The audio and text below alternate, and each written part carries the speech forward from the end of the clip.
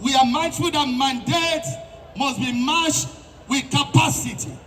In this regard, RSSOSA absolutely commits herself to partnership, working with government, school management, and stakeholders to support infrastructure upgrade, welfare standard, and sustainable management of the boarding facilities.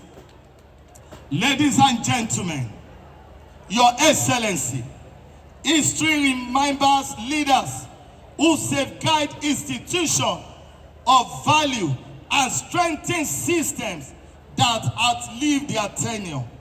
By reinforcing boarding education at these critical levels, your administration will be reaffirming Ogun State's leadership in education, innovation, and human capital development.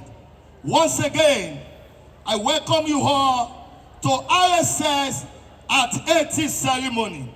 But more importantly, I welcome you into a story of visionaries who dare to think differently, a story of a school that chose integration over separation, character over convenience, and excellence over ease.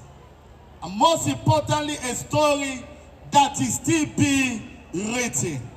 Your presence here today affirms that Remo Secondary School does not belong only to the RSS community.